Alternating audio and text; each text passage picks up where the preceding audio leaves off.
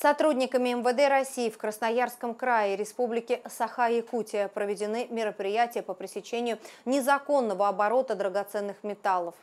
Оперативниками Управления экономической безопасности и противодействия коррупции Главного управления МВД России по Красноярскому краю во взаимодействии с коллегами из отделения МВД России по Матыгинскому району задержан работник рудника, подозреваемый в краже и незаконной перевозке природного золота.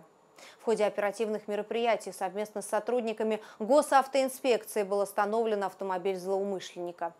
При осмотре машины в салоне под пассажирским сиденьем обнаружено 11 свертков, внутри которых находился золотосодержащий концентрат. Что это такое? Я откуда узнаю? Что? Меня спрашивают. Это желтого цвета. Угу. Выяснилось, что мужчина работает в одной из золотодобывающих организаций края. По предварительным данным, в течение нескольких месяцев он похищал золотосодержащий песок и золотые самородки с территории предприятия для дальнейшей реализации и прятал их в лесу.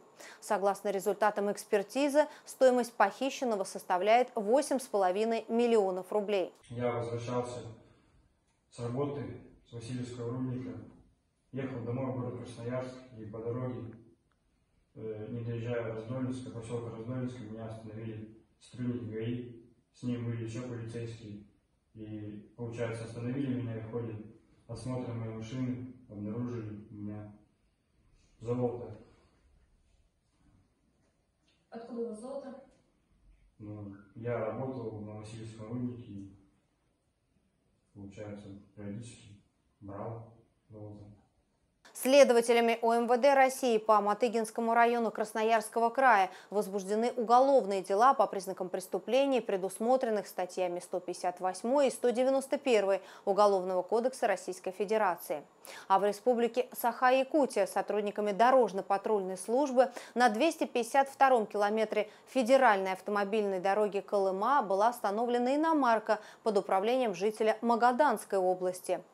В ходе досмотра у гражданина обнаружены и изъяты 12 свертков с природным рассыпным шлиховым золотом, а также ювелирные украшения. Общая стоимость изъятого превышает 4 миллиона рублей.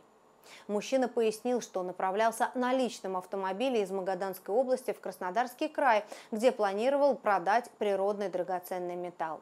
Следственными органами полиции было возбуждено уголовное дело по признакам преступления, предусмотренного частью 4 статьи 191 Уголовного кодекса Российской Федерации. Предварительное расследование уголовных дел продолжается.